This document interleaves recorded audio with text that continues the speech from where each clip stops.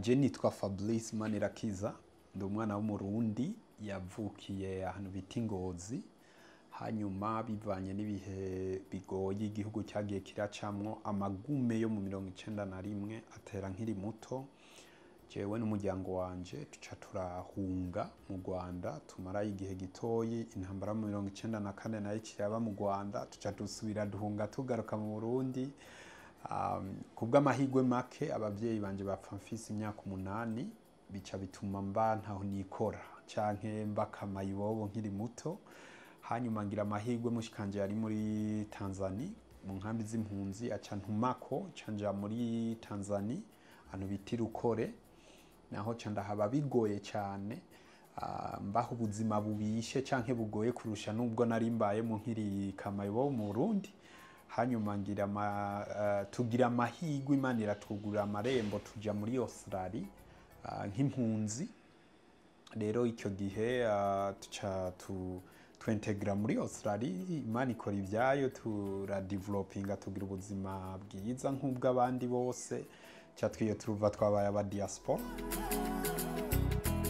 Igeze kuza mu Burundi, hanyuma ngira iyo revelation yo kubaka amazu.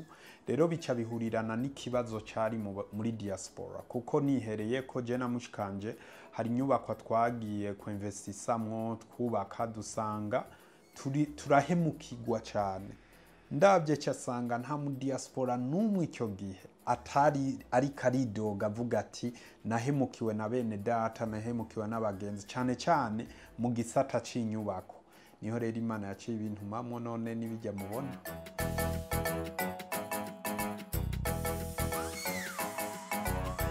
Umugambi w'isoko nkuru ya Bujumbura, jewe uko nabishikirije nk'umwana w'Umurundi wari wese agira indoto. Icyo gihe jewe nagize n'amahirwe mba ndi imbere ya Sebarundi, cyamvuga ati why not, ndashikirize kiri ku mutima wanje. Rero icyo gihe narashikirije ko babitwemereye, ndavuga icyo gihe wanashaka natanze akarero k'imiliyaridi 50. So miliyaridi 50 biri mu byo twari twize mugabe ikaba faze ya mbere. Hari abantu baca kritika ntiyo byubaka ibiki, nanje yavuga ati none wewe ubikritika urazi ko ari n'ikintu cy'imiliyoni 100 canke miliyaridi 70 ingahe, reka gukritika ibintu tarabona. Mu Kirundi baravuga ati kirazira kurenza ingati ritararenga. Bene abo rero ni abantu uzosanga bari, kuko namvuga ati ni ikitire yacu yo ngaha mu Burundi ifise inzira zibiri.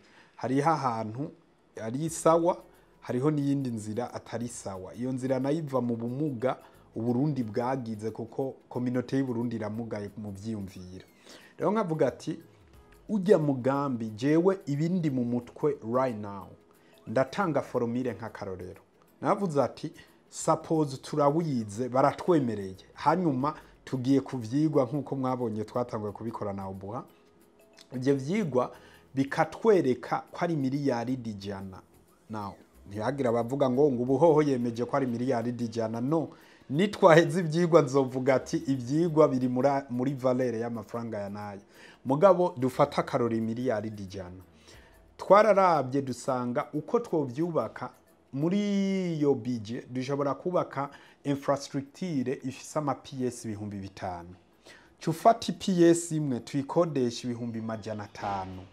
Ayo mafaranga unza gusanga ni miliyaridi 2 n'igice twinjiza ku kwezi.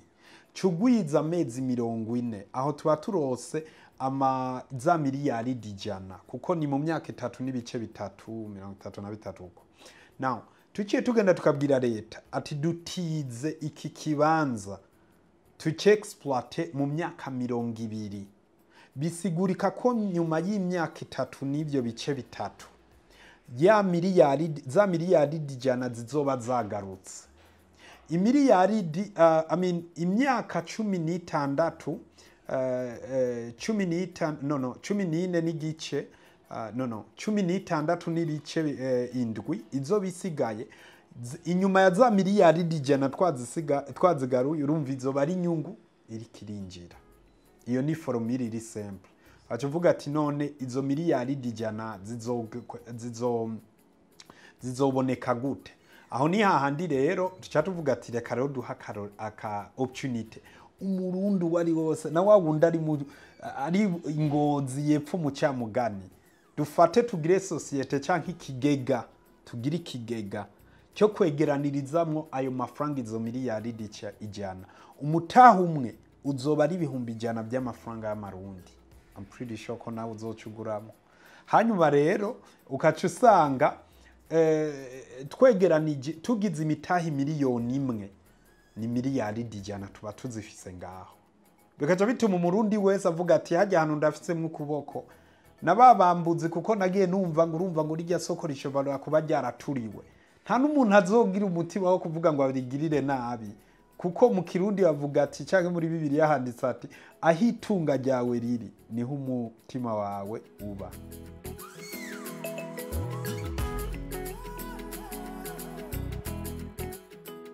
Ibikorwa byo kugira amakenga ngo ntitwobishobora je ca ndabwira abo bantu ati muragenda murabe ibyo twakoze niho muzobona ko twobishobora. Mugabe ikindi nace rega je niyo batompa ngo ndaryubake naco bintwaye jewe igikuru nuko nobona icyo gikorwa kibaye urumva kandi niyo kitoba je natanze vi nka Fablice yo kuvuga ati birashoboka. Rero nihagira umuntu acatangura ngo Fablice ari kararondera amasoko ngo Fablice my friend jewe ubuzima bwanje ntibuzimbye ku buryo nobura amafaranga yo kurya bisigurika ati rero ni ciyumviro uwo ari we wese ari gushikiriza mugabo babinyemereye nkabikora jewe urumva ko cyaciramwe akabijya uwo nawe afise ashidikanya canabwira ati twarubatse amazu ya kijambere ya Kabezi Burundi village turakora amazu ya kijambere ya Fab Homes hari n'ayandi turiko turubaka mu Kabezi abo bose rero bashidikanya ahubwo ndabahaye karibu baze kuraba bemeze canke babone yuko ibyo ari akantu gatoyi kubye twe dushoboye.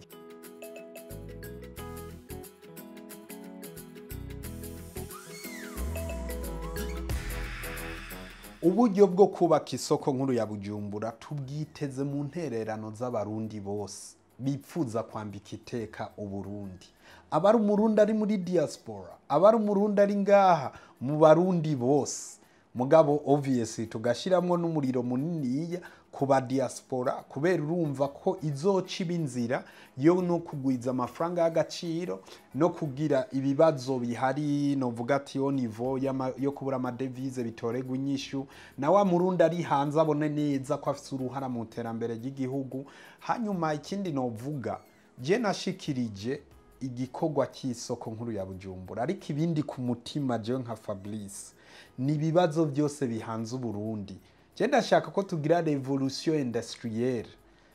Revolution industrielle ni ukurema amayezine kugira abarundi benshi bashobore kuronka akazi turonke n'ibikore no vuga ati n'amaproduit dushora hanze.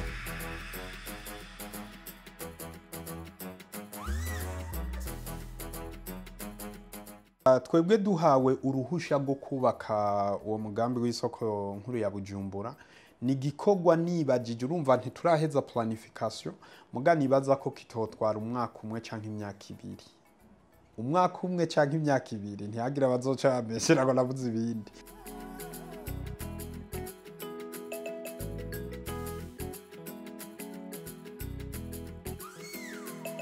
Urababwira ati subiza umutima mu ndi soko rizubakwa rizoba ry'abarundi bose ku buryo wanashaka nkeka n'ufise umutahe wa Samira ashobora kuronka mu kibanza. Erega twarabiganiriye n'abainjeneri banje turaraba ivyo byose wanashaka turabiraba tuca duhitamo ko twokora ikintu abantu bafata ibibanza ku mametre kare par rapport ya fixed prix bisigurika ati we wishakira akantu k'imetero imwe kuri imwe nakuzokaronka gahuye n'uburyo bwawe. Urumva rero ni ibintu tuguma twiyumvira jewe gusa ico ntaba nkunda nabo bantu bacaka kuzana intambamyi kwerekana ngo intambamyi ngo mego reka tugende imbere hanyuma ibitagenda neza tugende turabivuga muga tubona ibintu biriko birakogwa.